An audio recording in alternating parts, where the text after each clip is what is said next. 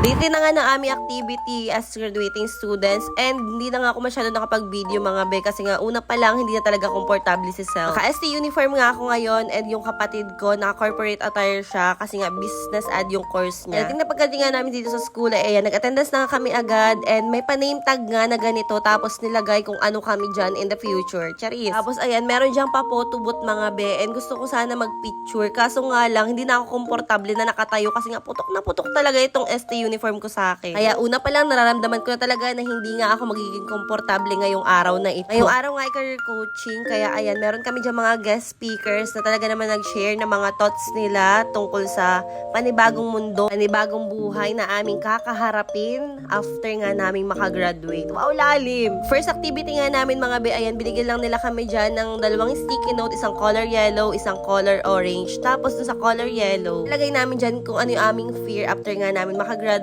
And doon naman sa color orange, ilalagay naman namin dyan yung aming fire. Or kung ano yung nagpapamotivate sa amin para mag-strive pa ng more in the future. Ganon. Pero bago ko nga sabihin sa inyo kung ano nga yung nilagay ko dun sa fear, ayan, makikita nyo naman na talagang stress na ako sa sarili ko. Kasi kung ano-ano na nga yung nararamdaman ko ng mga oras na yan mga be. Gugutom na ako, iniinit na ako, na para bang gusto ko na magpalit talaga ng damit kasi putok na nga yung ST uniform ko. Parang haggard naman talaga din sa ng mga oras na yan. And deadmahin nyo na yung nakikita nyo sa video kasi nga ang unti lang talaga ng clip na nakuha ko dun sa school. Pero alam nyo ba kung ano nilagay ko dun sa peer? Yung as in kinatatakutan ko after ko nga makagraduate, ayun ay ang failure. Kasi bakit? Though ready naman akong harapin pa kung ano yung mga pagsubok or yung mga failure na mararanasan ko pa, pero takot na talaga ako ulit magkamali kasi napakadami na natin pagkakamali na nagawa sa buhay. Pero ngayon, after graduation, hindi na be. Hindi na talaga. Hindi na para magkamali pa tayo ng paulit-ulit. As in, gagawin na natin yung lahat para magkaroon tayo ng better life in the near future. Ganun. And syempre, pagdating naman sa fire, para kanino ba talaga tong ginagawa ko? Sino ba talaga yung nagpapamotivate sa akin para nga magpatuloy pa talaga sa buhay? Syempre, gusto na nating ma-stop dito yung kahirapan. Wow, taray ang lalim. Napakataas ng pangarap ko. Kaya talagang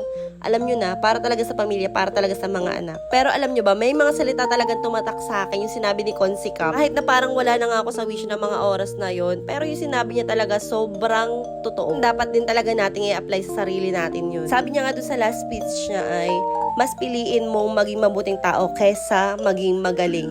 Parang something ganun. Hindi ko alam kung nakuha ko yung exact na sinabi niya, pero ganun. Pero diba, totoo naman talaga, mas mabuti talagang maging mabuting tao kaysa maging magaling, ganyan. Pero anyway, ito nga last part ng video na isangat ko pa siya talaga.